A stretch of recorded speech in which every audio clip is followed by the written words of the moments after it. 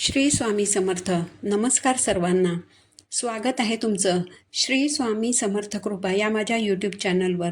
आजचा दिवस तुम्हाला खूप सुखाचा, आनंदाचा आणि मंगलमय जावो हीच मी स्वामींच्या चरणी प्रार्थना करते आणि आज या नवीन व्हिडिओला सुरुवात करते. उद्या 17 ऑगस्टला आलेला आहे श्रावणातील पहिला सण नागपंचमी आणि उद्या आहे पहिला श्रावण सोमवार. जेव्हा असे दोन महत्त्वाचे योग जुळून येतात तेव्हा सुवर्ण योग तयार होतो. श्रावण सोमवार आणि नागपंचमी एकत्र आल्यामुळे या दिवशी ज्या आपण सेवा आणि उपाय करतो त्यांचं आपल्याला दुप्पट पटीने फळ प्राप्त होत असतं. हिंदू धर्मात नागाला देवता म्हणून पूजले जाते. श्रावण महिना हा भगवान शंकरांना समर्पित असून त्यांच्या गळ्यात नाग विराजमान असल्यामुळे श्रावणातील नागपंचमीचे विशेष असं धार्मिक महत्त्व आहे. या नागपंचमीच्या दिवशी घराघरात नागदेवतेच्या प्रतिमेची पूजा केली जाते. तर श्रावण सोमवार आणि नागपंचमी एकाच दिवशी आल्यामुळे प्रथम श्रावण सोमवारची पूजा करावी की नागपंचमीची पूजा करावी? उद्या पूजा करण्याचा शुभमुहूर्त कोणता असणार आहे? 1.5 तासांचा राहू काळ हा कोणत्या वेळेत असणार आहे? आणि उद्या नागपंचमीच्या दिवशी कोणत्या चुका आपल्याला चुकूनही करायच्या नाहीत याबद्दलची संपूर्ण माहिती आज या व्हिडिओमध्ये मी तुम्हाला सांगणार आहे. यासाठी तुम्ही व्हिडिओ शेवटपर्यंत ऐका. चॅनलवर नवीन असाल तर सबस्क्राईब करा आणि असेच माहितीपूर्ण व्हिडिओ पाहण्यासाठी बेल आयकॉनला देखील प्रेस करा. तर उद्या आहे श्रावण महिन्यातील पहिला आणि महत्त्वाचा सण म्हणजे नागपंचमी आणि उद्या आहे श्रावणातील पहिला श्रावण सोमवार. या दोन्ही महत्त्वाच्या पूजा करताना उद्या जो राहू काळ असणार आहे तर तो आपल्याला वर्ज्य करायचा आहे. या राहू काळात तुम्हाला चुकूनही नागपंचमीची किंवा श्रावण सोमवारची पूजा जी आहे तर ती अजिबात करायची नाही. उद्या नागपंचमी आणि श्रावण सोमवार हे दोन्ही योग एकत्र जुळून आलेले असल्याने पहिली पूजा कोणाची करावी? तर पहा, नाग हे भगवान महादेवांच्या गळ्यातील अलंकार आहे. म्हणून ज्योतिषशास्त्रानुसार उद्या पहिल्यांदा श्रावण सोमवारची पूजा करायची आहे आणि त्यानंतर तुम्हाला नागपंचमीची पूजा करायची आहे. उद्या पूजा करण्यासाठी जो शुभमुहूर्त असणार आहे तर तो कोणता असणार आहे? तर पहा, उद्या सकाळी 6 वाजल्यापासून ते सकाळी 7:30 वाजेपर्यंत अतिशय चांगला शुभमुहूर्त आहे. या वेळेमध्ये तुम्ही श्रावण सोमवारची आणि नागपंचमीची पूजा करू शकता. तसेच उद्या दुसरा जो शुभमुहूर्त असणार आहे तो दुपारी 11:59 पासून ते दुपारी 12:51 असणार आहे. या शुभमुहूर्तावरती सुद्धा तुम्ही पूजा करू शकता.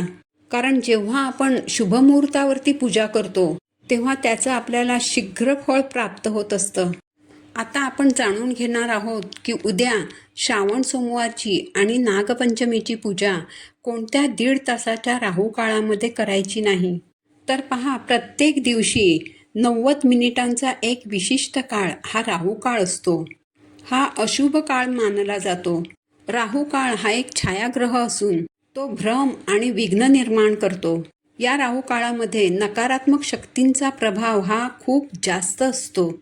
या काळात जर आपण कोणतंही शुभ कार्य किंवा पूजा केली तर त्याचं कोणतंच फळ आपल्याला मिळत नाही आणि म्हणून राहू काळ अशुभ मानला जातो. तर उद्या श्रावण सोमवारी आणि नागपंचमीच्या दिवशीचा राहू काळ जो असणार आहे तो सकाळी 7:52 सुरू होईल आणि 9:27 हा राहू काळ असणार आहे. तर या वेळेमध्ये आपल्याला चुकूनही श्रावण सोमवारची पूजा किंवा नागपंचमीची पूजा ही अजिबात करायची नाही.